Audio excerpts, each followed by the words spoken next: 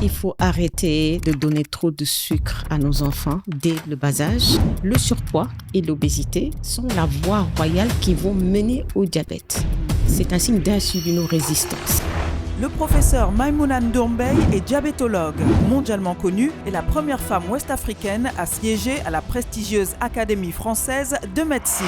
En tant que directrice du centre Marc Sankalé, elle prend en charge près de 60 000 diabétiques par an au Sénégal. Elle nous explique les gestes simples qu'il faut adopter au quotidien face aux dangers du diabète qui connaît une progression inquiétante partout en Afrique. Depuis les années 2000, on a 2500 nouveaux cas chaque année, et ceci en l'absence de dépistage systématique. À cause de cette neuropathie, les fibres nerveuses sont anesthésiées, donc le diabétique ne ressent pas la douleur. Le cas le plus typique que j'ai eu, c'est ce diabétique qui, dans une période de froid, chez lui, avait mis du charbon. Oui. Il s'est endormi sur son canapé et son pied est venu reposer sur la braise. Ce qui l'a réveillé, c'était l'odeur de chair brûlée.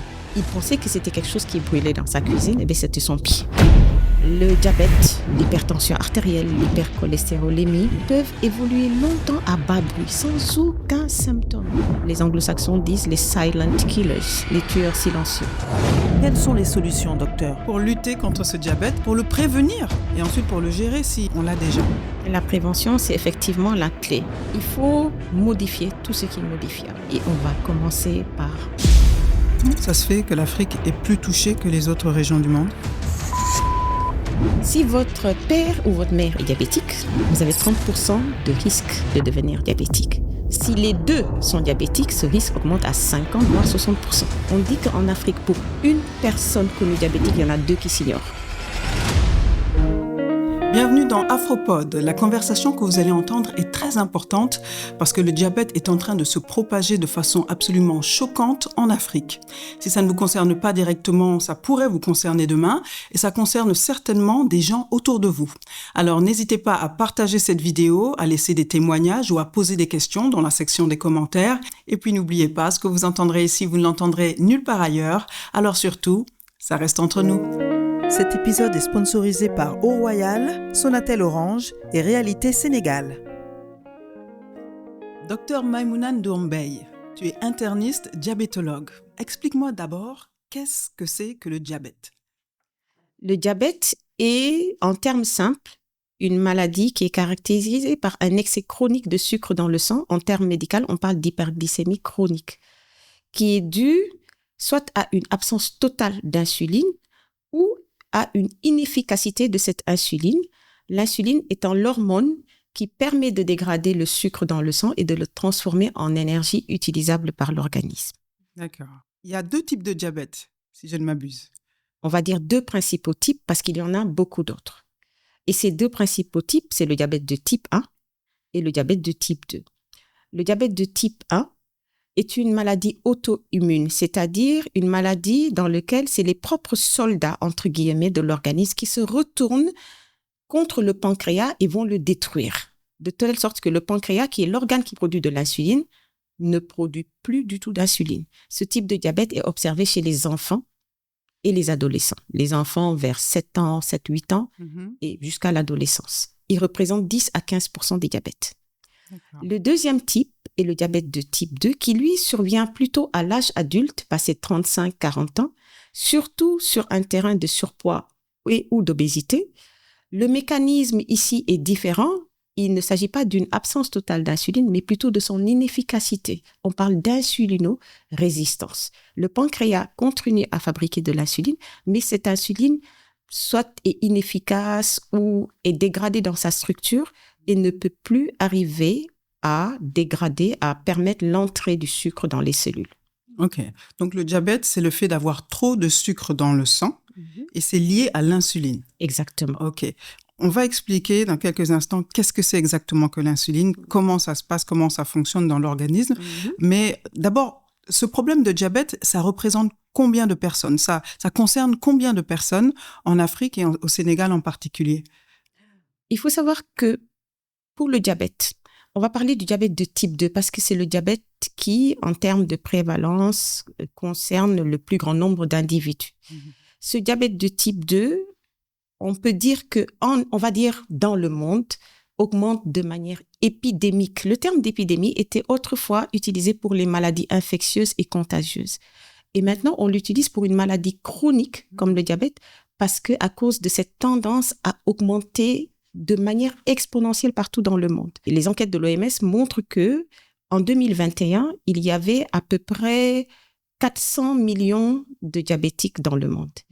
Et ce chiffre va passer à près de 600 millions d'ici 2050. Mais ce qui est le plus alarmant, c'est que l'augmentation, la progression la plus importante se fera en Afrique. Et le Sénégal aussi va subir cette augmentation importante. On le remarque déjà. En 2015, nous avons mené une enquête de prévalence à l'échelle nationale qui avait montré un taux de 3,1% de diabétiques parmi la population âgée de 18 ans et plus. Cette même enquête a été reprise en 2024, révèle un chiffre de 4,2%. Ça peut paraître un peu modeste si on ne regarde que les chiffres.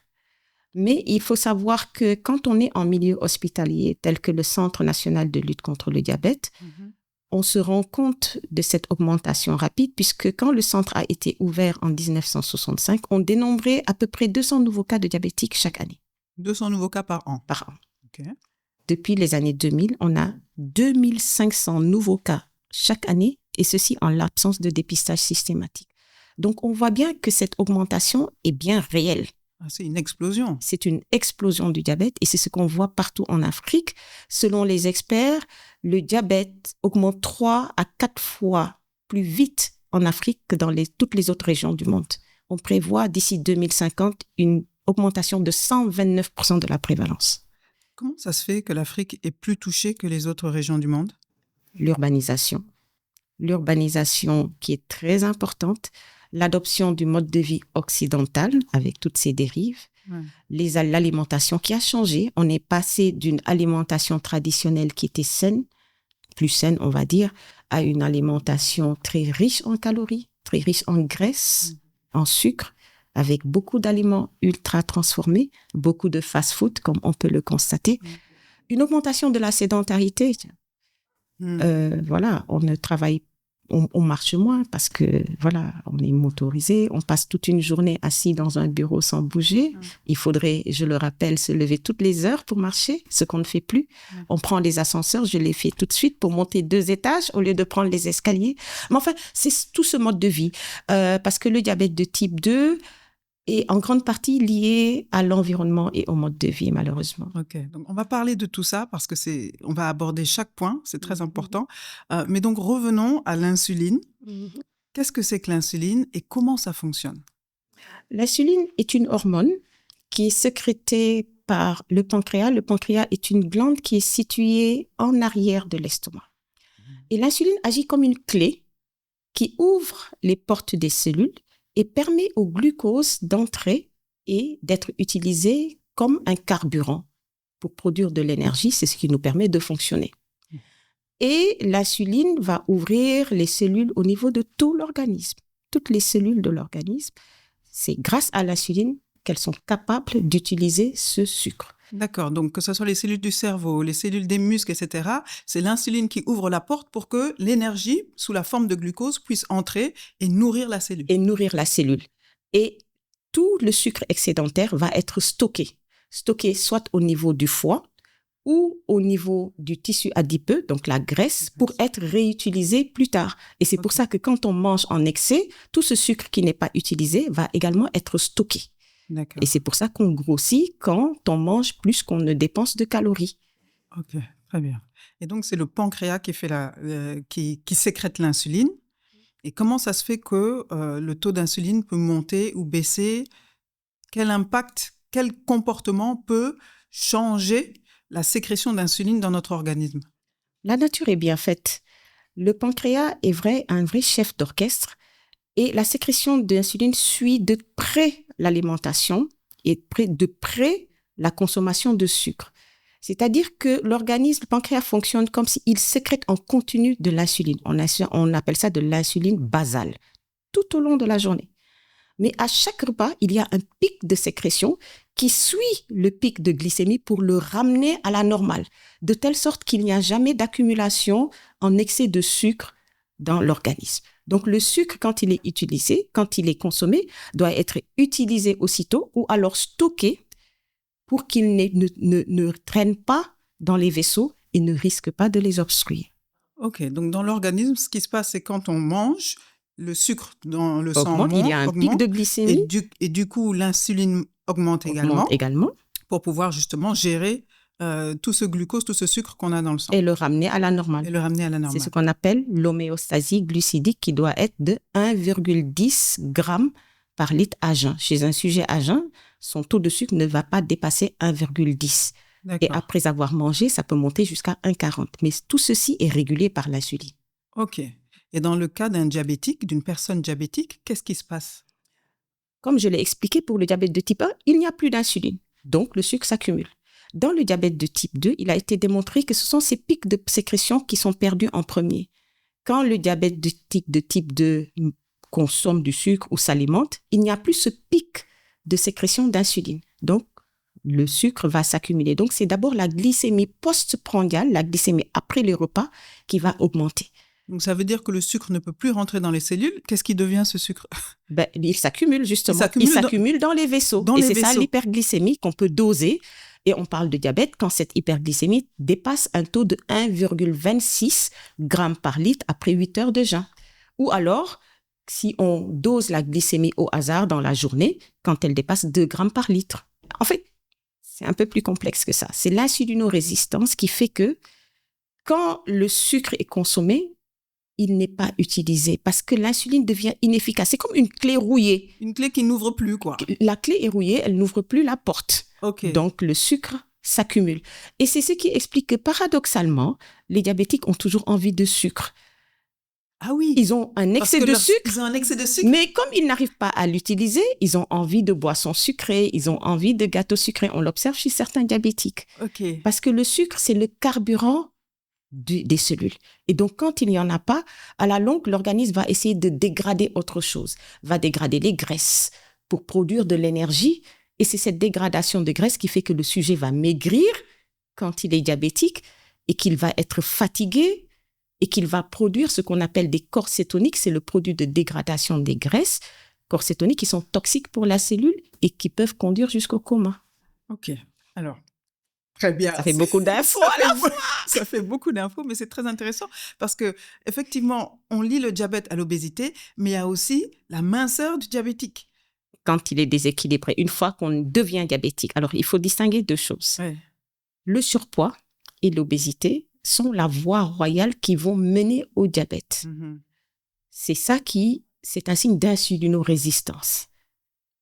Le surpoids et l'obésité. Donc ça, c'est l'étape qui va précéder l'installation du diabète. Une fois que le sujet devient diabétique et qu'il n'arrive plus à utiliser ce sucre qui s'accumule dans le sang, il va dégrader autre chose, notamment les graisses, pour produire de l'énergie. Et c'est ça qui explique qu'il va maigrir secondairement. Okay. En plus des autres signes de la maladie, c'est-à-dire le fait d'uriner beaucoup, parce que le rein va vouloir éliminer ce sucre en excès dans les vaisseaux, donc va forcer la diurèse pour éliminer ce sucre. En forçant la diurèse, en éliminant le sucre, on perd de l'eau. Mm-hmm. Donc, c'est ça qui explique que les diabétiques vont uriner beaucoup. D'accord. Pour compenser le fait d'uriner beaucoup parce que l'organisme se déshydrate, ils vont boire beaucoup. Donc, ça, c'est le deuxième signe. Ils maigrissent et paradoxalement, ils ont envie de manger tout le temps. D'accord. Donc, c'est ce qu'on appelle les signes cardinaux du diabète. Avant d'évoquer ces signes cardinaux-là, déjà, je voulais citer les chiffres de l'étude, de l'enquête qui a été faite, l'enquête STEPS, qui a été faite, je pense, en 2024, oui. Qui dit quand même que 4,2% dans la population globale au Sénégal, je précise que c'est une étude qui a été menée par le ministère de la Santé et de l'Action sociale. Donc, le diabète, il y en a 4,2% dans la population globale. 10,1% chez les 44-59 ans et 57,4% chez les 60-69 ans. Ça veut dire qu'au-delà de 60 ans, plus de la moitié de la population sénégalaise souffre de diabète. C'est en tout cas ce que l'enquête a révélé, l'enquête STEPS de 2024. Effectivement, c'est effarant. Mais au vu de la tendance mondiale, de la tendance en Afrique, et de la tendance au Sénégal, on pourrait se dire que ces chiffres pourraient bien s'avérer réels. Il faut savoir que l'Afrique détient le record le plus élevé de diabète non diagnostiqué. On dit qu'en Afrique, pour une personne connue diabétique, il y en a 2 qui s'ignorent. Donc, beaucoup de personnes ne sont pas au courant de la maladie, qui n'est détectée que quand on fait ce type de dépistage systématique. Okay. Ça peut expliquer en effet ces chiffres. Et le dépistage, c'est quoi? C'est la prise de sang? C'est juste faire une glycémie, doser le sucre dans le sang après 8 heures de jeûne. Ok. Et ça se passe comment? Dans les dépistages, dans les enquêtes épidémiologiques, on fait des dépistages utilisant des appareils simples, les appareils de lecteur de glycémie capillaire. Mais idéalement, le dépistage doit se faire au laboratoire sur du sang veineux après 8 heures de jeûne.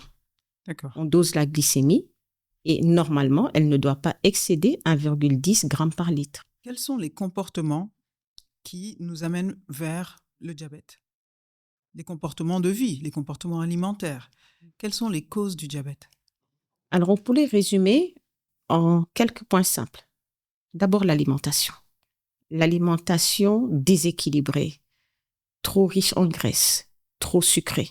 On peut même dire trop salée parce que il n'y a pas que le diabète. Il y a le diabète avec la maladie comme l'hypertension artérielle. Ce sont les mêmes causes qui donnent les mêmes effets. L'alimentation d'abord, la sédentarité, le fait de manquer d'activité physique. Donc, on ne brûle pas assez de calories alors qu'on mange très, très, très calorique.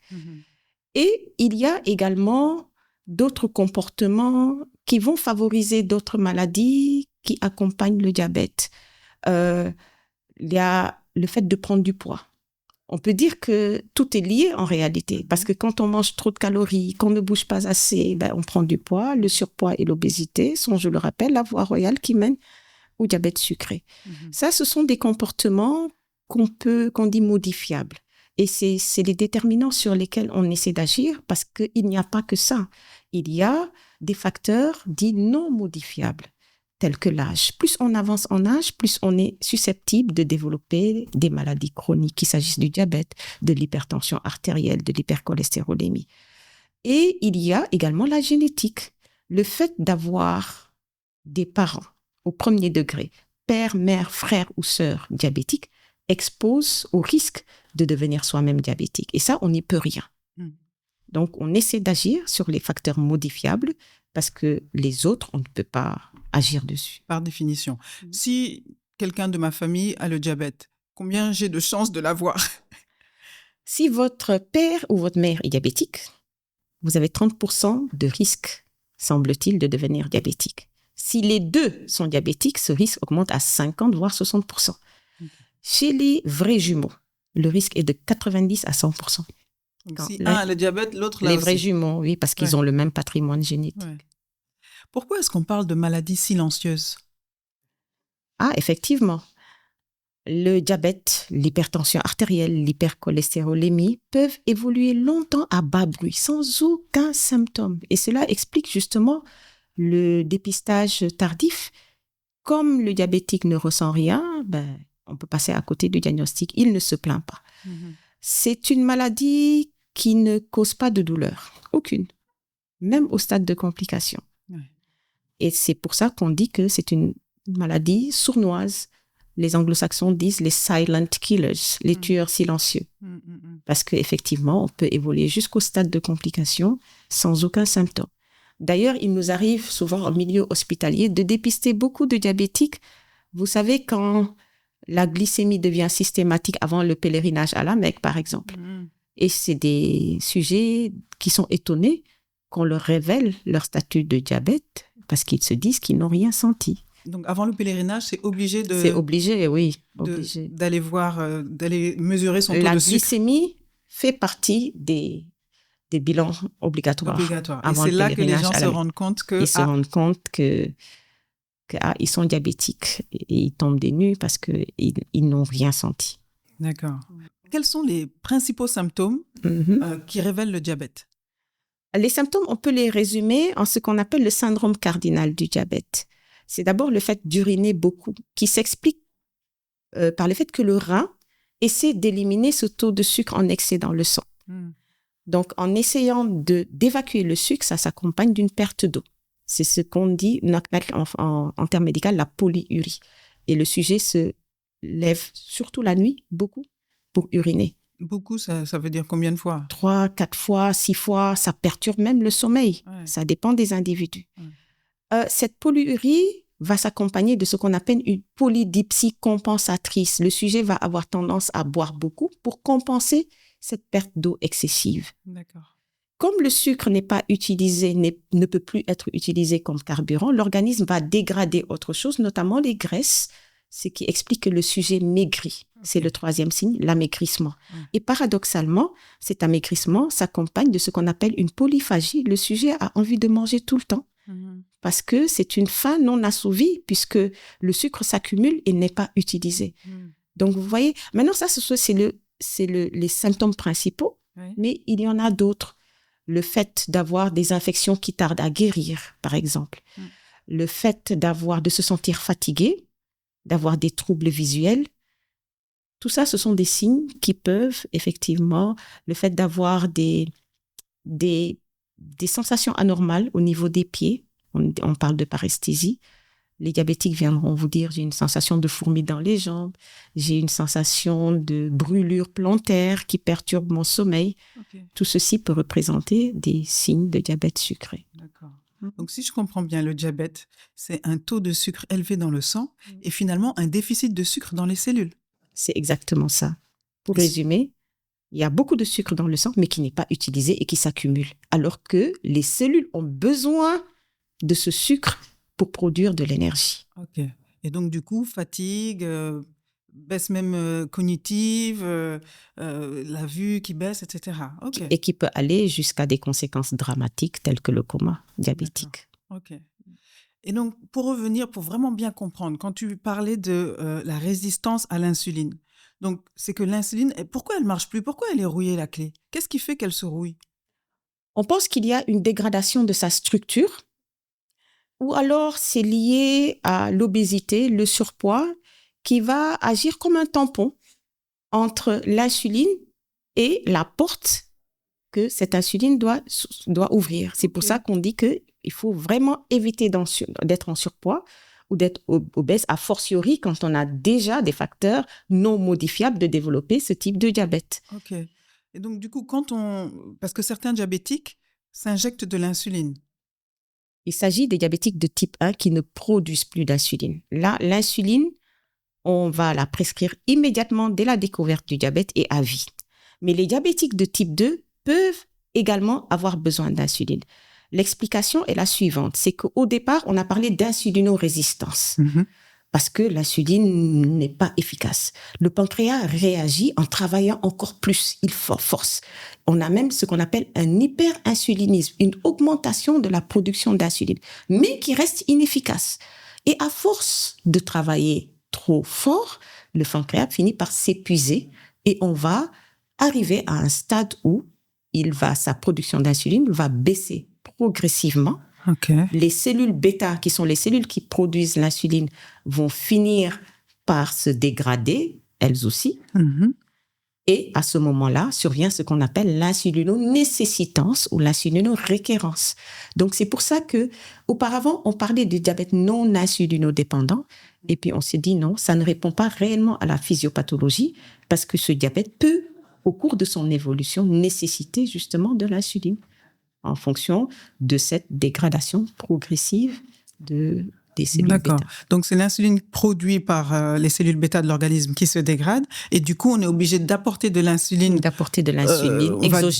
Exogène, qui lui fonctionne, efficace. Qui fonctionne, qui est efficace. D'accord. OK, maintenant je comprends. Je n'avais pas compris. Parce que j'ai un ami qui a eu pour lequel on a déclaré un diabète, je ne sais pas comment on dit, mais en tout cas, on a découvert qu'il est diabétique il n'y a pas plus tard que 15 jours.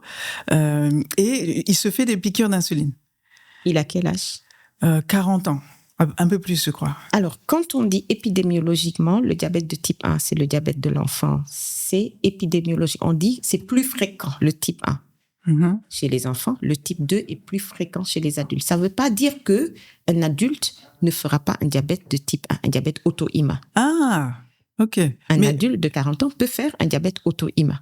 Ah, d'accord, ça peut être ça. Exactement. Et un enfant obèse peut faire un diabète de type 2. OK, d'accord. D'ailleurs, c'est une véritable épidémie aux États-Unis. Par exemple, du fait de l'épidémie d'obésité chez les enfants, on a vu apparaître de véritables diabètes de type 2 chez les enfants, qui étaient l'apanage des adultes. Ouais. On parle même parfois de diabétobésité. Ils ont inventé un mot, diabétobésité, c'est-à-dire l'obésité liée au diabète. Liée au diabète, c'est exactement ça, parce que c'est souvent associé. Est-ce qu'on en constate de plus en plus chez nous aussi? Malheureusement, oui, dû à justement le déséquilibre alimentaire, dû à la sédentarité, on voit de plus en plus d'obésité, incluant l'obésité des enfants, qui va conduire à ce diabète de type 2. OK. Alors, comment faire, docteur? Par quoi on commence? Et quelles sont les solutions pour lutter contre ce diabète, pour le prévenir déjà, si possible, et ensuite pour le gérer si on l'a déjà? La prévention, c'est effectivement la clé. Il faut modifier tout ce qui est modifiable. Et on va commencer par cette alimentation. Quand on dit manger 5 fruits et légumes par jour, manger moins salé, moins sucré, ça ne doit pas rester un vœu pieux. Et cette alimentation équilibrée doit être au mieux instaurée dès l'enfance. Les bonnes habitudes alimentaires s'acquièrent très tôt dans l'enfance. Parce que les mauvaises habitudes alimentaires sont très, très difficiles à changer.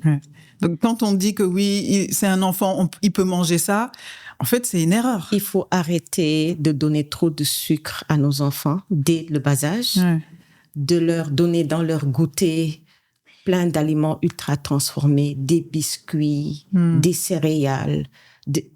Il faut vraiment arrêter tout ça. De l'eau, un fruit, revenir à des choses plus simples et plus saines. Cette bouillie de mil que nos grands-mères faisaient est bien plus saine que toutes les céréales ultra transformées qu'on achète dans les supermarchés. C'est bien plus sain que tous les biscuits hyper sucrés qu'on donne à nos enfants. Il faudrait éviter les sodas, en particulier chez les enfants, mais chez tout le monde. Éviter tout ce qui est sucre ajouté de manière générale. Même les jus de fruits. Même les jus de fruits sucrés, trop sucrés, parce qu'on a tendance à mettre trop de sucre quand même au Sénégal, il faut le reconnaître. Comme on a tendance à trop saler nos aliments. Est-ce qu'il vaut mieux manger...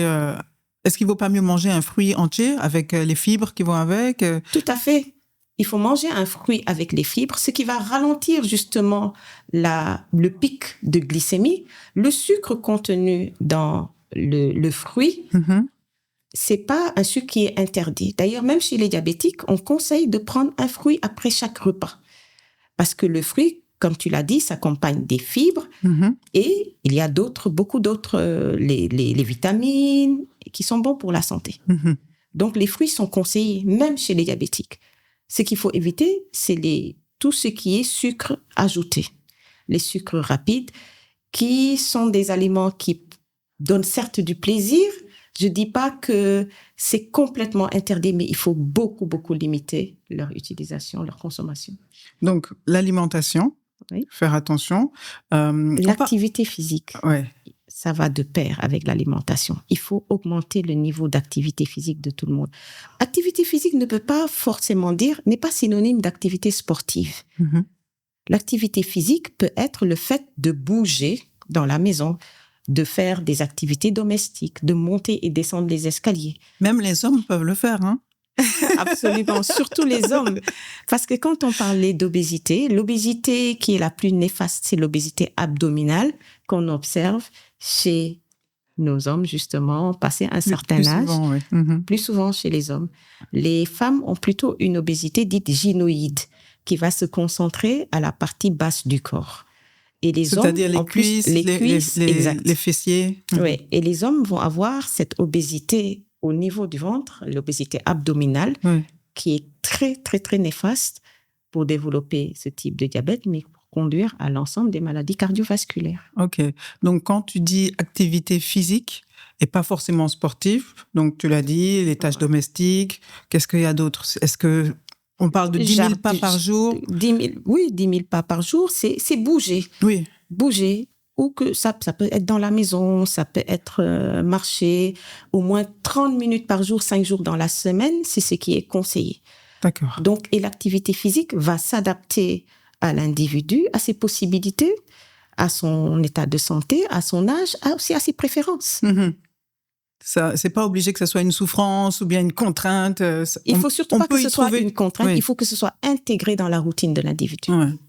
On peut y trouver du plaisir également à faire sa petite marche, à faire son petit jardinage, à balayer la maison en écoutant de la bonne musique. Il faut qu'on arrête d'interdire, par exemple, aux personnes âgées dans les maisons de bouger, de vaquer aux tâches ménagères. On voit beaucoup de personnes qui diront « Ah, je ne veux plus que ma mère fasse le ménage, je ne veux plus que ma mère aille dans la cuisine. » Je veux qu'elle reste confortablement installée dans son canapé et qu'on lui apporte tout sur place.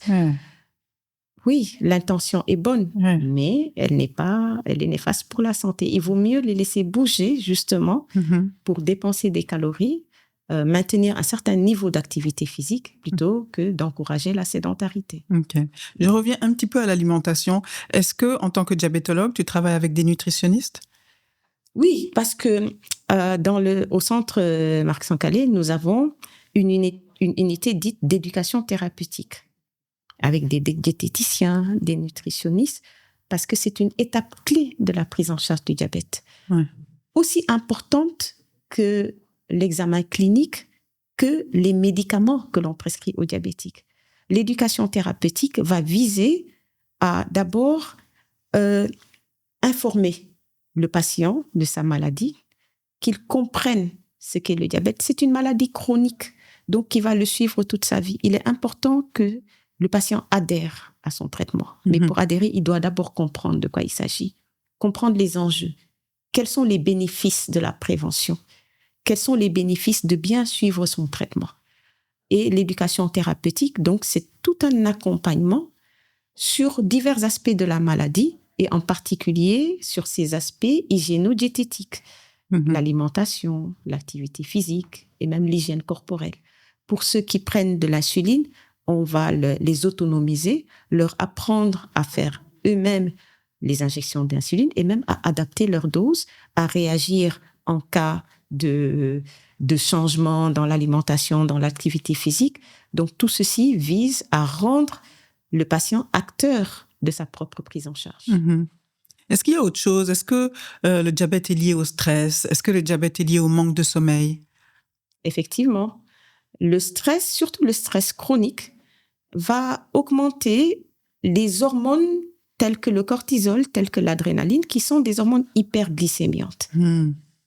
Et puis, le stress est intimement lié au diabète, puisqu'il y a une sorte de cercle vicieux. Quand on annonce à quelqu'un qu'il est diabétique, forcément, ça le stress augmente les hormones hyperglycémiantes et ainsi de suite. Donc, il faut rompre ce cercle vicieux. Et là, on y arrive en, justement, discutant avec le patient, en dédramatisant la maladie sans banaliser. Parce que si on banalise et que le diabétique ne suit pas bien sa maladie, son traitement, il peut s'exposer à développer des complications. Est-ce qu'on peut inverser le diabète? On a beaucoup parlé de guérir même le diabète, mais il faut savoir que là, ça concerne plutôt le pré-diabète. Le diabète, une fois qu'il est installé, est irréversible. D'accord. Au stade de pré-diabète, quand la glycémie n'a pas encore dépassé ce seuil de 1,26 g par litre, on est au-dessus du taux normal de 1,10, mais pas encore à 1,26. On parle donc de pré-diabète. À ce stade-là, une alimentation très stricte, très pauvre en calories, une activité physique soutenue peuvent limiter la progression vers le diabète sucré. Mais il faut savoir que pour arrêter complètement la tendance, il faut pouvoir maintenir ces mesures sur le long terme. Et c'est ça qui est difficile. C'est vraiment un changement de mode de vie. Complet. Mais quand tu dis strict, c'est quand même pas si strict. Quand on est diabétique, on peut quand même encore se faire des petits plaisirs, ou bien? Il faut surtout se faire plaisir. C'est d'ailleurs la raison pour laquelle on ne parle plus de régime diabétique. Le terme régime a une connotation très restrictive, de telle sorte que maintenant on préfère parler d'alimentation équilibrée. En réalité, le sucre n'est pas interdit aux diabétiques, pas complètement. Il faut beaucoup en limiter l'utilisation, surtout les sucres surajouter. Se faire plaisir, le plaisir de s'alimenter doit être conservé. Qu'un diabétique ait envie d'une petite pâtisserie une fois en passant, surtout dans les périodes où il est bien équilibré, c'est tout à fait concevable. C'est l'excès qui va être nuisible. Tenez, si vous prenez l'exemple, si vous alliez en éducation thérapeutique en Europe, on vous dirait, pour un adulte de tant de kilos, vous avez droit à tant de calories dans la journée que vous pourriez répartir en tant de calories le matin, tant à midi et tant le soir. C'est des conseils qu'on vous donne. Alors là-bas, généralement, ils peuvent dire, j'ai mangé une escalope de 200 grammes, maigre, avec 100 grammes de haricots verts, puis j'ai pris mon dessert sucré, un petit gâteau à la fin, et ça m'a fait tant de calories. C'est très difficile chez nous. Combien de calories y a-t-il dans un plat de mafé? Combien y en a-t-il dans notre, je sais pas, je donne un autre exemple, le tchéboudian, tout banalement. C'est très, très difficile parce qu'on ne réfléchit pas en termes de calories. Et puis, on réfléchit même pas en termes d'assiette individuelle. Donc, toujours. Nous, on préfère dire, allez, on va ramener ça sous la forme de assiette équilibrée. On dira, par exemple, un diabétique, s'il mangeait dans une assiette, devrait manger, la moitié de l'assiette devait être constituée de légumes. Et puis l'autre moitié serait répartie en, donc, un quart, du coup, les féculents. Ça peut être le riz, ça peut être les pâtes, ça peut être le pain. Et puis, pour l'autre quart, les protéines, la viande, maigre de préférence, ou le poisson, ou la volaille, sans la peau, ou les fruits de mer. Puis, un verre d'eau, ou plusieurs d'ailleurs, parce que l'eau, on dit à volonté, et puis un fruit après le repas. Voilà ce qu'on pourrait assimiler comme alimentation équilibrée, qui peut se traduire dans une alimentation prise en communauté, dans le bol. Il faudrait que le diabétique s'arrange pour manger plus de légumes et puis proportionnellement moins de riz, de féculents, que ce soit le riz, le fonio, le tiéré ou autre, et puis un peu moins également de protéines. Voilà. C'est ce qu'on essaie d'expliquer aux diabétiques. Mais bien entendu, il n'y a pas une alimentation qui peut convenir à tout le monde. Et c'est pour ça que lors des séances d'éducation thérapeutique, il y a beaucoup de discussions avec les patients pour tenir compte de leurs possibilités, de leurs préférences individuelles. On ne va pas imposer à quelqu'un qui vit dans un milieu où il n'a pas accès ni à de la viande, ni au poisson, encore moins à de la volaille, en lui disant il faut manger des protéines, des fruits à chaque repas. S'il vous répond allez, moi je n'ai que du riz, vous faites comment? Donc il faut s'adapter aux possibilités des individus. Est-ce qu'il y a des aliments particuliers qui sont recommandés pour les diabétiques? Il n'y a pas d'aliments recommandés pour les diabétiques. Ce qu'on recommande pour les diabétiques, c'est ce qu'on va à toute personne qui veut rester saine. Oui, c'est sûr. Les noix, oui, pour tout le monde. Les noix, les oléagineux, on va dire de matière générale. Ça, c'est pour tout le monde. D'accord. Voilà. Bon, le citron, les agrumes, ok, mais ça n'a jamais fait maigrir qui que ce soit.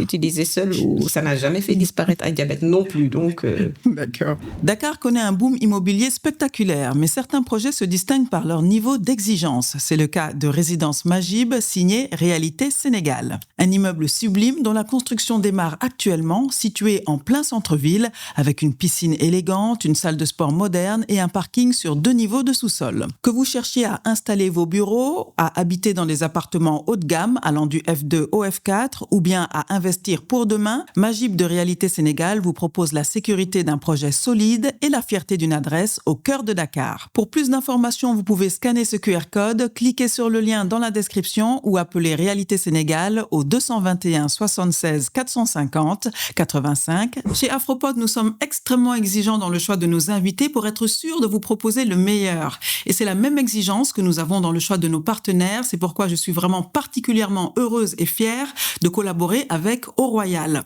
Eau Royale est une eau de source pure, claire et légère, accessible à tous dans le respect de notre planète. Vous pouvez commander vos bouteilles en ligne sur eauroyale.sn, que ce soit les 19 litres, les 10 litres ou même les plus petits formats. Pour vos cérémonies, c'est vraiment super pratique et c'est sur eauroyale.sn. Alors, j'ai une liste de fruits Et j'aimerais que tu me dises s'ils sont bons ou mauvais pour le diabète, parce qu'il y a certains fruits qui sont très riches en sucre et d'autres qui le sont moins. Alors, je vais te résumer ça à la façon Bintou Cher Sec. Je crains le pire. Il n'y en a pas. What? Il n'y en a pas. C'est tous les fruits. Alors, après, on va réfléchir plutôt en termes de proportion. Parce que la proportion de fruits recommandée va se mesurer à la taille d'une orange. On dit une portion de fruits. Une portion. C'est-à-dire que si on devait manger des raisins, on prendrait dans sa main une portion qui constituerait la taille d'une orange, par exemple. OK. C'est de la portion. Si on devait prendre une pastèque, on va couper, on va pas prendre toute la pastèque, bien évidemment. Oui, d'accord. C'est ça. OK, donc on peut manger tous les fruits. Tous les fruits. Mais dans des proportions modérées. Modérées. Même la mangue. Même la mangue. Qui est très sucrée. Qui est très sucrée. Même la pastèque qui est très sucrée. Même les la fruits banane. secs. Oui, même les fruits secs. Les raisins secs et tout ça. Non, les fruits secs, attention. Ah. Attention aux fruits secs. Les aliments qui sont transformés, quels qu'ils soient, ou secs, sont plus riches en sucre que ceux. C'est pour ça que les dattes, oui, il faut éviter. OK. Quand on souffre de diabète. Les fruits secs sont plus, ah oui. On a d'ailleurs beaucoup de problèmes pendant le ramadan, parce que les gens disent. La date, c'est la date, hein, le ramadan. C'est très, très, très sucré. Les fruits secs sont plus sucrés que des fruits frais. On parle de fruits frais. Oui. Pour les fruits, parlons de fruits frais. D'accord. Donc, pour les fruits frais, on peut tous les manger. Ils se valent tous. Il faut réfléchir en termes de portions. En termes de portions, OK. Il n'y a rien à proscrire pour les fruits frais, mais... En termes de portions. En termes de portions. Ça, c'est bon à savoir parce que beaucoup de gens disent autre chose. Ah oui, non, on dit beaucoup de choses. Beaucoup de gens disent que oui, non, tu es diabétique, tu ne peux pas manger de mangue, tu ne peux pas manger de banane. Ah non, alors que ce n'est pas vrai. Il ne faut pas se priver. Il ne faut pas se priver. On évite les interdits. Il paraît que quand on boit du vinaigre avant le repas, donc une cuillère à soupe de vinaigre dans un verre d'eau, ça aide à limiter le pic de sucre. Qu'est-ce que tu en dis? Je n'y crois pas. Pas du tout. Il n'a jamais eu... Vous savez, on réfléchit beaucoup en termes d'études scientifiques, de l'evidence-based medicine. Mm-hmm. Et on trouve beaucoup de choses dans la littérature, mais il n'y a pas, à ma connaissance, une étude scientifique digne de ce nom qui va prouver que boire du vinaigre va limiter la quantité de sucre ou même faire maigrir, comme beaucoup l'ont prétendu. Non, pas faire maigrir, mais faire en sorte que le pic de sucre soit moins aigu. Oui, on le dit du vinaigre, on l'a dit du citron, en fait, de toutes ces substances qui sont un peu aigres. Mm-hmm. Il n'y a pas de preuves scientifiques. D'accord. OK. Donc pas à ma connaissance. D'accord. On parle de diabète gestationnel. Est-ce que tu peux m'expliquer ce que c'est? Le diabète gestationnel est un type de diabète qui survient, comme son nom l'indique, pendant la grossesse, généralement pendant le 2e ou le 3e trimestre, et qui a tendance à disparaître après l'accouchement. C'est un type de diabète qui est particulier, qui va affecter certaines femmes à risque, celles qui font une grossesse passé l'âge de 35 ans, par exemple. Mm-hmm.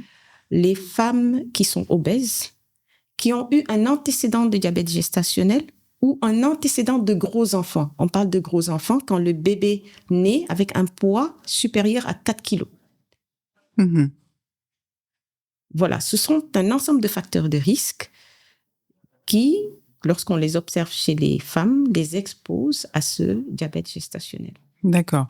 Et donc, est-ce que c'est une mauvaise chose, le diabète gestationnel? Parce qu'en fait, j'ai lu aussi que ça pouvait indiquer que la mère, donc la femme qui est enceinte, plutôt que d'ingérer le glucose, elle le laisse pour son enfant. Oui, et c'est ce qui explique justement ces gros enfants, parce que quand il y a ce diabète gestationnel, c'est comme pour le diabète de type 2, le diabète de type 1, le sucre s'accumule en excès dans le sang. Oui. Ce sucre va passer la barrière placentaire et être utilisé par le fœtus, qui aura tendance à grossir. Mm-hmm. Et il peut être délétère, ça peut poser beaucoup d'autres complications. Okay. Et donc, ce sont des enfants qui naissent macrosomes, donc avec un poids de naissance supérieur à 4 kilos. Mm-hmm. On les appelle les colosses aux pieds d'argile. Ah. Parce que c'est des enfants qui aussi, après la naissance, sont susceptibles à une baisse importante de la glycémie, donc des hypoglycémies après la naissance. Donc, D'accord. quand on constate un diabète gestationnel, l'accouchement se fait au mieux en milieu hospitalier et l'enfant est immédiatement pris en charge par un pédiatre pour justement prévenir ce type de complications. Et dans ces cas-là, donc pour ces enfants-là, qu'est-ce qu'il faut mettre en place très rapidement? Est-ce que c'est une alimentation spéciale aussi dès la naissance? On les surveille. Non, ce sont des enfants qui peuvent avoir une croissance tout à fait normale. On les surveille, mais sachant que leur mère a eu un diabète gestationnel et que cette même mère est exposée après le diabète gestationnel à développer un véritable diabète de type 2, ça les met d'emblée à risque, les enfants, lorsqu'ils seront adultes, puisqu'ils auront un parent diabétique, de devenir eux-mêmes diabétiques. C'est sûr, ok. Alors, quel est le lien entre le diabète et l'hypertension? Puisque ce sont deux maladies qui sont souvent cousines, qui se baladent l'une avec l'autre. Et justement, le diabète et l'hypertension artérielle sont souvent associés parce que ce sont les mêmes facteurs de risque qui donnent ces maladies. On a parlé de l'alimentation déséquilibrée. Pour l'hypertension artérielle, c'est la consommation excessive de sel qui est en jeu. On a parlé de la sédentarité, on a parlé de l'obésité. Et ce sont des affections qui vont cumuler leurs effets délétères, notamment sur la paroi vasculaire, et qui vont déterminer ce qu'on appelle toutes ces maladies cardiovasculaires, les AVC, l'infarctus du myocarde, communément appelée crise cardiaque, l'artériopathie oblitérante des membres inférieurs qui fait que les vaisseaux des membres inférieurs se bouchent, et beaucoup d'autres complications, l'insuffisance rénale. Voilà, ce sont ces affections-là qui, ensemble, cumulent leurs effets néfastes et qui vont déterminer ce type de maladie. Est-ce que tu peux m'expliquer ce qui se passe précisément et concrètement au niveau vasculaire? Ce qui se passe au niveau vasculaire, c'est que le sucre en excès va avoir un effet toxique pour la paroi vasculaire. On appelle ça en termes médicaux la dysfonction endothéliale. L'endothélium, c'est la paroi interne des vaisseaux sanguins. Donc, ça va dégrader la structure et ça va s'accumuler. C'est comme ce qui se passe quand on a un excès de cholestérol. On a l'impression que le sucre en excès, le cholestérol en excès, va s'accumuler, dégrader la structure de cette paroi vasculaire et finir par l'obstruer. Ok, donc les vaisseaux sont obstrués. Les vaisseaux sont obstrués, donc le sang ne passe plus. Ne circule plus. Le sang ne passe plus. Et c'est ce qui explique les complications. Alors, ce qui se passe pour le diabète, pour l'hypertension artérielle, pour l'excès de cholestérol, c'est que la destruction va commencer par les vaisseaux les plus petits de l'organisme, qui se trouvent au niveau des yeux, de la rétine et au niveau du rein. Ce sont les premiers qui sont détruits. Puis, ces affections vont attaquer des vaisseaux de plus gros calibre. Les vaisseaux du cerveau, c'est ce qui donne les AVC. Les vaisseaux du cœur, c'est ce qui donne l'infarctus du myocarde. Les vaisseaux des membres inférieurs, c'est ce qui va donner ce qu'on appelle l'artériopathie oblitérante. Le fait que, par exemple, un diabétique peut avoir une plaie qui ne guérit pas parce que le sang ne circule plus et ça se nécrose. Et il y a d'autres complications. Chez les hommes, ça donne de la dysfonction érectile, par exemple. D'accord. Donc, tout ça, ce sont des conséquences du diabète. Des complications du diabète. Des complications du diabète. Donc, c'est pas une petite affaire. Est-ce qu'on peut aller un peu plus loin sur ça pour dire exactement qu'est-ce qui peut arriver si on ne fait rien et qu'on souffre de diabète? Parfois, sans le savoir. Le risque, quand le diabète n'est pas pris en charge, c'est justement de s'exposer à toutes ces complications. Les complications vasculaires. On les distingue en complications microvasculaires, donc atteinte des petits vaisseaux de l'organisme, les yeux, la rétinopathie diabétique, le rein, la néphropathie diabétique, qui, je le rappelle, est une des premières causes d'insuffisance rénale au monde. Quand vous allez dans un centre de dialyse, sur 10 patients couchés, les 8 ont pour cause soit un diabète ou une hypertension artérielle ou les deux associés. D'accord. C'est pour vous dire. Donc, et les complications macrovasculaires qui vont intéresser le cerveau, ça donne les AVC, qui vont intéresser le cœur, les infarctus du myocarde, les artères des membres inférieurs, le pied diabétique, par exemple, est une des conséquences dramatiques de cette affection qui va conduire, par exemple, aux amputations. Qu'est-ce que c'est précisément le pied diabétique? Tu peux m'expliquer? C'est l'ensemble des lésions qui sont dues au diabète et qui vont siéger au niveau du pied. C'est l'atteinte neurologique, la neuropathie diabétique, qui se traduit par des sensations bizarres au niveau du pied des diabétiques. Beaucoup de diabétiques vous diront « Ah, j'ai les pieds qui brûlent, j'ai des fourmis dans les jambes, j'ai l'impression de marcher sur du caoutchouc ». C'est un signe de neuropathie diabétique, donc d'atteinte des nerfs du pied. Il y a l'atteinte artérielle, c'est-à-dire ces vaisseaux qui se bouchent, qui fait que le sang n'arrive plus, l'oxygène n'arrive plus, le sang ne se renouvelle pas. Ça explique que quand les diabétiques se blessent, la plaie tarde à cicatriser ou ne cicatrise pas. Et enfin, il y a l'infection qui est un mécanisme surajouté parce que les microbes aiment le sucre. Et donc, quand un diabétique se blesse, l'infection a une tendance extensive. Voilà, c'est l'ensemble de ces atteintes au niveau du pied d'un diabétique qu'on appelle pied diabétique. Le drame, c'est que ce pied diabétique expose au risque d'amputation. Amputation mineure, orteil, avant-pied, ou plus dramatique encore, amputation majeure, une amputation de jambe ou de cuisse. Il y a des gens qui se réveillent un jour avec une petite blessure au pied, ils vont voir le médecin et on leur dit il faut amputer. Alors que jusqu'à présent, il ne s'était fait aucun souci. Je disais tout à l'heure qu'il y a beaucoup de diabétiques qui s'ignorent. Nous avons malheureusement, au niveau de la salle de pansement du centre Marc Sankalé, beaucoup de patients qui arrivent au stade de pieds diabétiques déjà évolués, qui ne savaient même pas qu'ils étaient diabétiques, qui ont développé de la neuropathie et donc qui se sont blessés sans s'en rendre compte. Cette blessure sur un terrain d'hyperglycémie chronique, donc d'infection facile et de vaisseaux probablement obstrués, constitue une vraie catastrophe. Parce que quand ils arrivent, la plaie, malheureusement, souvent est déjà très évoluée et il ne reste plus que l'amputation. Est-ce qu'il ne faudrait pas prévoir, je ne sais pas moi, des dépistages systématiques pour le diabète, comme on le fait pour le cancer du sein un petit peu, ou bien est-ce que ça existe, ça ? En termes de santé publique, ce n'est pas, quand on analyse le rapport coût-efficacité, faire un dépistage de masse n'est pas très rentable. Ce qu'il faudrait, c'est faire un dépistage dirigé vers les sujets qui sont dits à risque. Recenser, par exemple, au lieu de dépister toute la population, aller faire le dépistage chez les adultes de plus de 35 ans.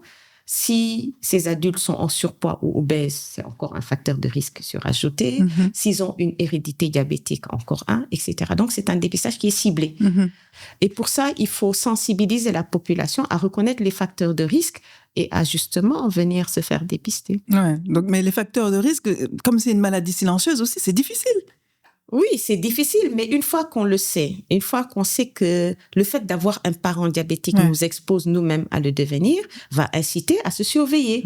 Le fait de savoir que le surpoids, l'obésité expose à ce risque de diabète également devrait pousser les gens à se faire dépister au moins annuellement. Annuellement, voilà, c'est la question que j'allais poser. Donc, c'est une fois par an, aller faire une prise de sang, si possible, au labo. Et puis, adopter un mode de vie sain, encore une fois. Et ça, c'est valable pour tout le monde, et c'est de la prévention, et qu'on soit diabétique à risque ou pas, c'est vraiment ce mode de vie qui fait tout. Le message qu'on doit passer, c'est que tout ce qu'on dit en termes d'alimentation saine, d'activité physique régulière, s'applique à toute personne qui veut rester saine. Il ne s'agit pas de cibler uniquement les diabétiques ou les hypertendus ou les obèses. Ça s'applique à toute la population. Tu parlais de pied diabétique, mais il y a aussi la main diabétique, qui apparemment est quelque chose qu'on retrouve surtout chez nous, en Afrique. La main diabétique, c'est un phénomène qu'on va dire particulier effectivement en Afrique. D'ailleurs, on parle de main diabétique tropicale. La main diabétique regroupe en fait un ensemble d'entités qui peuvent aller des atteintes dites rhumatismales, détectées beaucoup par les rhumatologues. Il y a des noms un peu compliqués, la chéro-arthropathie, la maladie de Dupuytren, le doigt à ressaut. Ce sont des affections qu'on retrouve, disons, fréquemment chez des sujets diabétiques. Mais ce qu'on appelle la main diabétique tropicale, c'est plus typiquement les atteintes infectieuses de la main chez le diabétique, qu'on n'observe pas en Europe, mais qu'on a découvert dans les régions africaines en particulier. Nous, on a fait une étude pour laquelle on a recensé plus de 350 cas d'atteintes infectieuses de la main chez les diabétiques. 350 cas. 350 cas. C'est beaucoup, non? C'est énorme. Ouais. C'est beaucoup. Ce sont des atteintes qui sont très, très douloureuses, qui vont du simple panari, donc l'infection au niveau de la pulpe du doigt, jusqu'à des atteintes beaucoup plus importantes qu'on appelle les phlegmons, la cellulite, et qui exposent à des séquelles très importantes. Voilà, c'est des infections. C'est très douloureux, ça, je crois. C'est très douloureux. À l'inverse du pied, dans le pied diabétique, on a beaucoup de neuropathie qui fait que les diabétiques peuvent se blesser sans s'en rendre compte. Oui. Les diabétiques peuvent marcher sur du charbon ardent et se brûler sans le savoir. Le cas le plus anecdotique, le plus typique que j'ai eu, je le rappelle souvent à mes étudiants, c'est ce diabétique qui, dans une période de froid, chez lui, avait mis, vous savez, ce qu'on met comment on dit, les amdes? Oui. Avec de la braise. Oui, comment on dit en français. En français, bon. C'était voilà. Du charbon. Du charbon. Oui. Il s'est endormi sur son canapé et son pied est venu reposer sur la braise. Ce qui l'a réveillé, c'était l'odeur de chair brûlée. Et il pensait que c'était quelque chose qui brûlait dans sa cuisine. Et bien, c'était son pied. Quand il est arrivé à la consultation, le pied était noirâtre. Mais il ne sentait aucune douleur. S'il vous arrive un jour de vous promener dans notre salle de pansement, vous verrez que pour faire des pansements, on n'utilise aucun anesthésique local.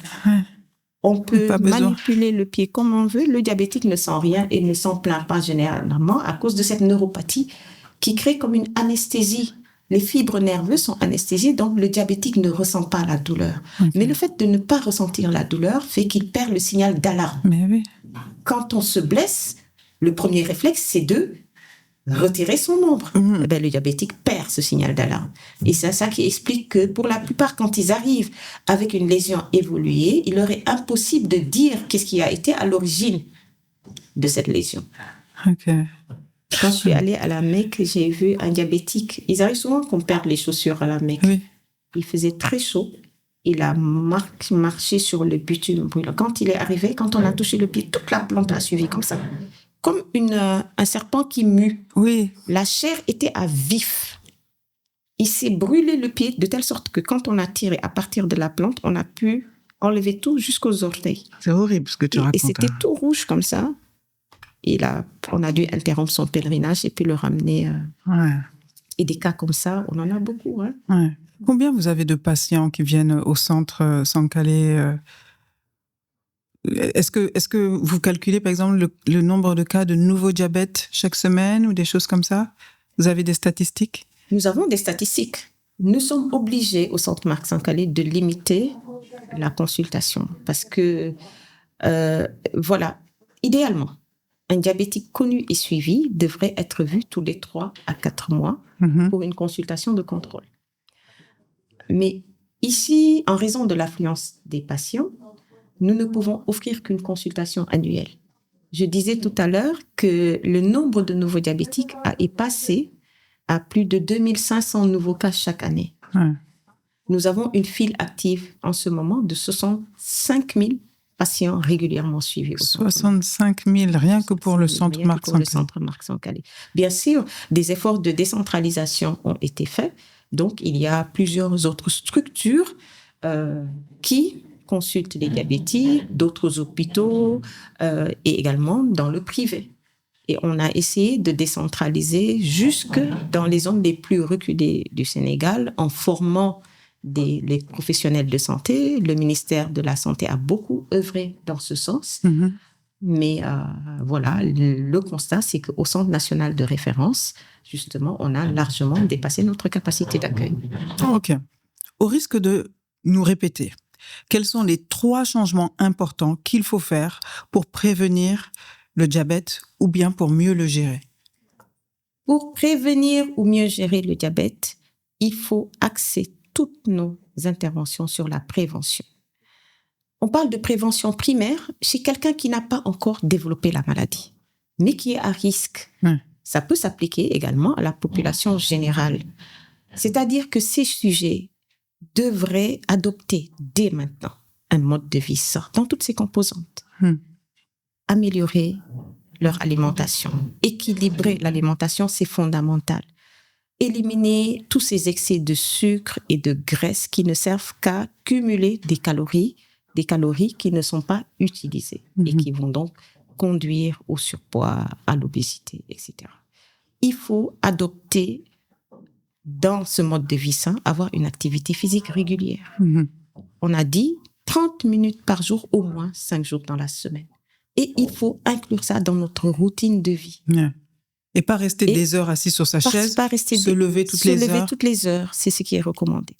Et ensuite, il faut, chez les sujets à risque, faire un dépistage régulièrement, à la fois du diabète, de l'hypertension artérielle, et ceci d'autant plus qu'on avance en âge. L'âge et le diabète, justement, c'est une question importante. Certains disent que l'Alzheimer est une conséquence du diabète, ou en tout cas pourrait être une forme de diabète de type 3 éventuellement. Oui, on en a entendu parler. Certaines études, effectivement, font une corrélation entre diabète et Alzheimer, parce qu'on a remarqué une prévalence plus importante d'Alzheimer chez des sujets diabétiques. Alors, diabète de type 3, ce n'est pas encore passé dans les recommandations, admises par les sociétés savantes, mais on en parle de plus en plus, voilà, parce qu'il y a cette connexion entre Alzheimer et diabète, effectivement. Quand je t'écoute et que j'analyse un petit peu tout ça, j'ai l'impression que, en fait, le sucre, c'est vraiment l'ennemi numéro 1 lorsque on le consomme de façon exagérée. Et quand je parle de sucre, c'est pas le sucre en tant que tel, mais c'est le sucre qui est contenu, par exemple, dans le riz, dans le pain blanc ou des choses comme ça. C'est le sucre qu'on a dans le sang, en fait. Je veux dire, j'ai l'impression que le fait d'avoir ce taux de sucre trop élevé, finalement, c'est ça l'ennemi numéro 1. Est-ce que je me trompe? Il faut clarifier une chose. C'est pas le sucre qui donne le diabète. Il n'y a pas de lien direct entre consommation excessive de sucre et développement du diabète. La preuve, il y a des gens qui consomment beaucoup de sucre toute leur vie et qui ne deviennent jamais diabétiques. Et à l'inverse, il y en a qui vous diront « mais je ne comprends pas pourquoi je suis devenue diabétique, je ne consomme pas de sucre ». C'est tout simplement dû au fait que le diabète est une maladie multifactorielle. Il y a effectivement l'alimentation de manière générale, tous ces facteurs modifiables dont on a parlé qui sont liés au mode de vie, mais il y a également ces facteurs non modifiables tels que la génétique qui dépend des individus et qui est très variable.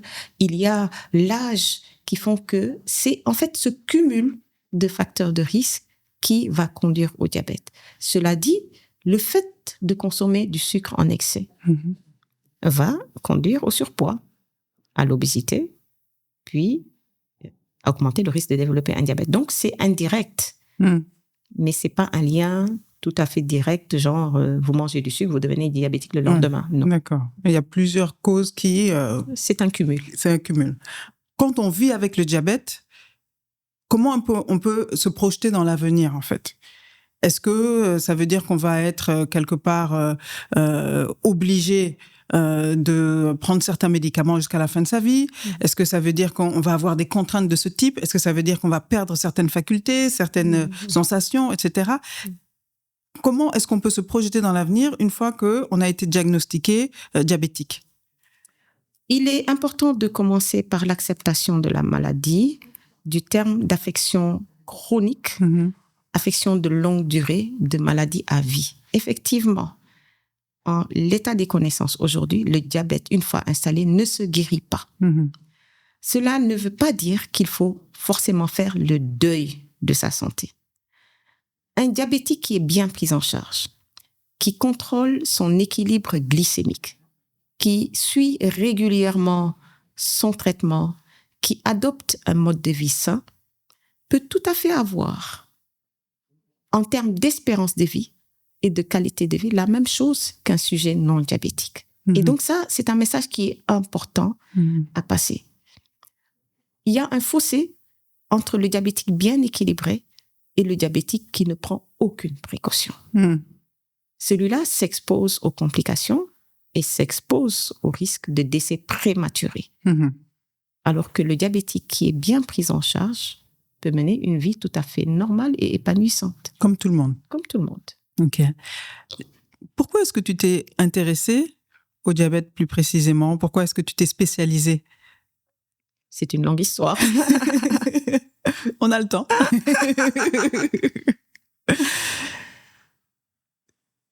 Effectivement. Alors, qu'est-ce que je vais te répondre? Parce qu'il y a beaucoup de subjectifs là-dedans. Je ne sais pas si... Allez, j'y vais. Alors, moi, je me suis intéressée au diabète parce que j'ai, dans mon cursus, fait un stage en médecine interne et particulièrement au service de médecine interne de l'hôpital Abass Ndao, où j'ai eu un mentor, le professeur Ahmedou Moustapha Sow, qui a été exemplaire, qui m'a donné l'envie de lui ressembler. C'est quelqu'un pour qui j'avais beaucoup de respect et d'admiration. Et c'est ça un peu qui a influencé mon orientation en termes de spécialisation. Quand on est médecin, on est quand même confronté à la souffrance tous les jours. Comment est-ce qu'on gère ça? C'est pas toujours facile. Effectivement, être médecin suppose plus que des qualités scientifiques. Il faut des qualités humaines telles que l'empathie. Mm-hmm. Mais il faut également se protéger. Quand on a trop d'empathie, ça peut nous affecter nous-mêmes. Donc, il faut savoir mettre une sorte de barrière. Parce que si on ne le fait pas, de toute façon, on n'est pas utile à nos patients. Donc, cette empathie doit être dosée de manière à pouvoir effectivement se mettre à la place de l'autre, mais en gardant suffisamment de distance pour pouvoir continuer à lui être utile. Ça a un peu influencé d'ailleurs mes choix en termes de spécialisation. Il n'était pas question pour moi d'aller en pédiatrie parce que la souffrance des enfants m'était intolérable. Un adulte qui souffre, j'ai trouvé ça plus gérable à mon sens qu'un enfant innocent. Donc, oui, effectivement, c'est... Et quelle est ta mission? Qu'est-ce que tu considères comme... Quelle est ta mission? Cette question m'a été posée quand j'étais toute jeune et que j'avais décidé devant mes frères et sœurs que je voulais faire médecine. Et mon frère m'a dit, mais pourquoi tu veux faire médecine? Et j'ai répondu de manière très naïve, parce que je veux aider les autres. Il a éclaté de rire en me disant, mais ça va pas, non, tu te feras jamais d'argent. Ça n'a jamais été mon objectif, me faire de l'argent tout court. Je pense que la réussite d'un individu se mesure c'est très variable d'un individu à l'autre. Quelqu'un peut considérer que la réussite est purement financière. Quelqu'un d'autre peut peut-être considérer que c'est les titres. Et moi, ma réussite, ce serait de me sentir utile. Utile envers les autres. Et la médecine, c'est une vraiment discipline noble, peut-être la plus noble de toutes. Et c'est là que je trouve mon épanouissement. Les titres, tu en as eu. Tu es académicienne, tu es à l'Académie française de médecine. Ça fait quand même plaisir, non? Ça fait plaisir. Ça fait toujours plaisir d'avoir la reconnaissance de ses pairs. C'est quand même une marque de confiance, une marque de reconnaissance de ses efforts. Mais il n'y a pas que ça. C'est gratifiant, certes, mais si cette reconnaissance ne s'accompagne pas de la satisfaction d'avoir apporté quelque chose à sa communauté, pour moi, elle ne vaudrait pas grand-chose. Il y a un point que j'ai oublié d'aborder quand on parlait donc de diabète, etc. C'est ce qu'on appelle la cétose et le régime cétogène qui est préconisé par certains, justement, pour lutter contre le diabète. Qu'est-ce que tu en penses? Alors, le régime cétogène, c'est pas quelque chose que nous, médecins, et en particulier diabétologues, que nous conseillons. C'est un régime qui consiste à éliminer de manière très, très importante tout apport de sucre et à augmenter au contraire l'apport en graisse. On l'appelle régime cétogène parce que justement, s'il n'y a pas de sucre, l'organisme dégrade les graisses. Ouais. pour produire de l'énergie. Et cette dégradation des graisses donne des corps cétoniques qui sont toxiques. À la longue, quand ils s'accumulent, peuvent être toxiques pour l'organisme. D'accord. Le régime cétogène, donc, va, pour certains, faire maigrir. Ça a été beaucoup utilisé dans les cures d'amaigrissement. Ouais, parce que comme on apporte 0 sucre dans l'organisme, il va chercher dans les stocks de sucre qui sont dans les graisses. Il va débusquer les graisses.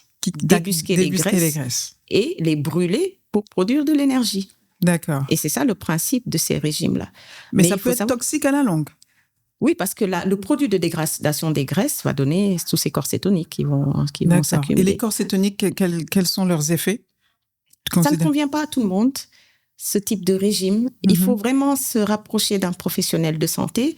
Mais pour moi, l'argument le plus important qui me permet de déconseiller ce régime-là, c'est que pour que ce soit efficace, il faut qu'il soit maintenu sur le long terme. Or, c'est très difficile de continuer cette privation. C'est un régime de privation, de le maintenir sur le long terme. Ouais. Et c'est ce qui explique que toutes les personnes qui font ce régime finissent par, quand ils reprennent une alimentation normale, regagner du poids et souvent plus que ce qu'ils avaient perdu.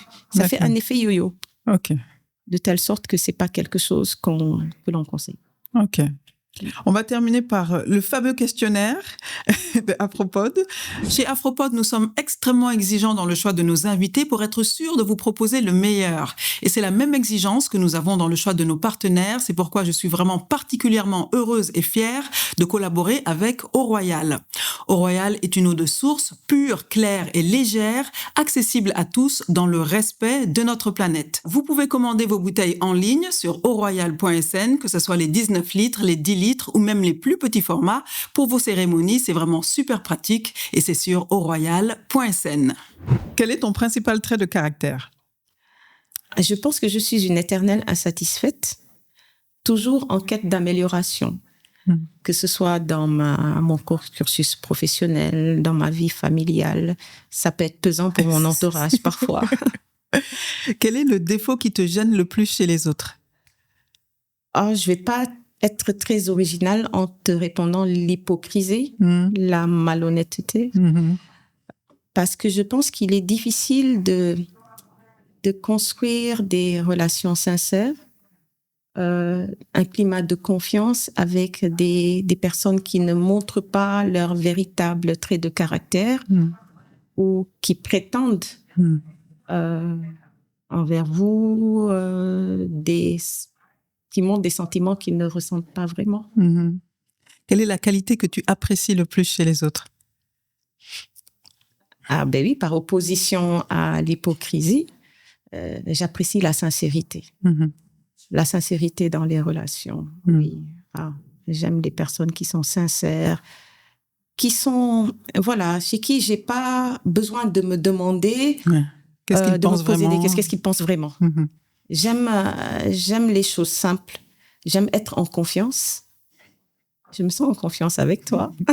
Moi aussi, merci. Quelle est ta définition du succès? Ma définition du succès, c'est de me sentir utile.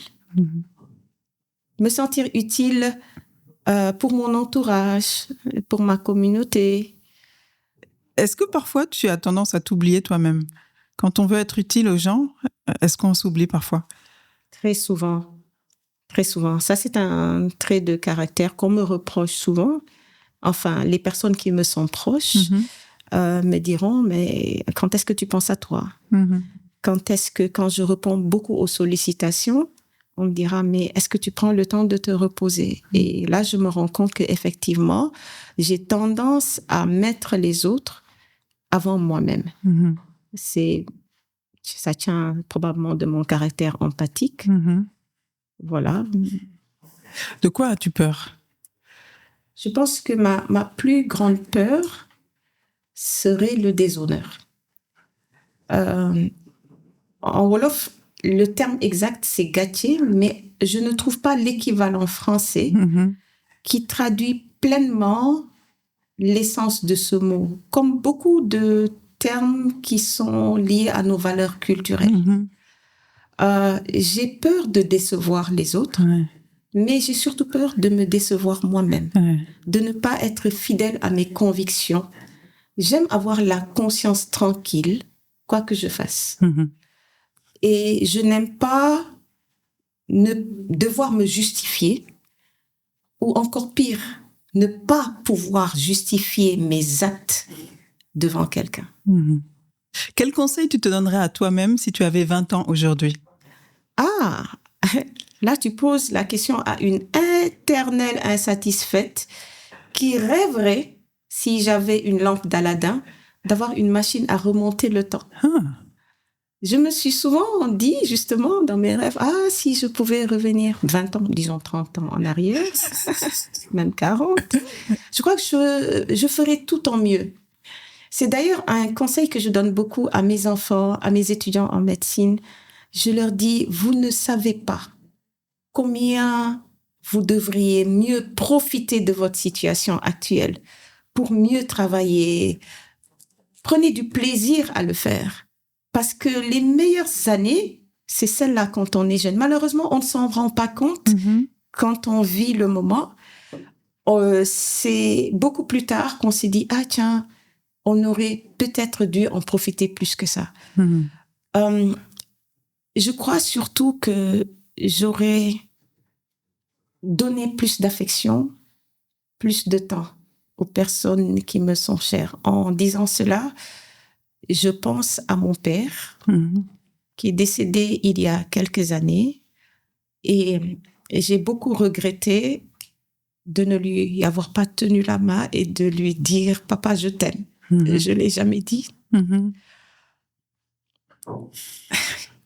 Par pudeur peut-être. Mais là où il l'a entendu maintenant. Mais je lui ai jamais dit que je l'aimais.